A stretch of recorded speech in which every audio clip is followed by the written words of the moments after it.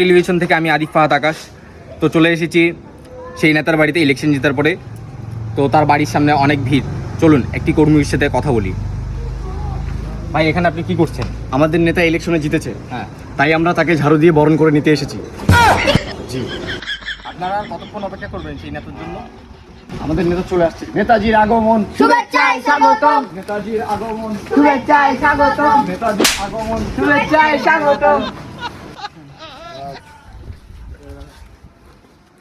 ভাই, ইলেকশন জেতার পরে আপনি কি কি করতে চান? দেখেন, আমি যখন প্রথমে ইলেকশন জিতছিলাম তখন আমি একটা প্রিমিয় গাড়ি নিছিলাম।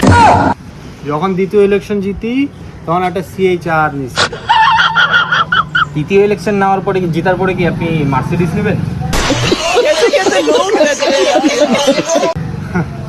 আরে ভাই, আমি যখন ভোট জিতার পর জনগণের লক্ষ লক্ষ কোটি কোটি টাকা মারা দিছিলাম, তারপরেও কিন্তু আমি রাস্তার কোনো কাজ করি নাই। রাস্তা ভাঙ্গাই ছিল। আচ্ছা আচ্ছা। তো যখন আমি আমার গাড়ি নিয়ে যাইতাম, ভাঙ্গা রাস্তায় বের হইতাম, তখন ভাঙ্গা রাস্তায় ধচক মোচক করতে করতে পিছনে ঘাও হয়ে গেছিল।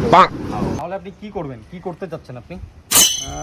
আমি ভাবছি আমি হেলিকপ্টার নিয়ে নিব।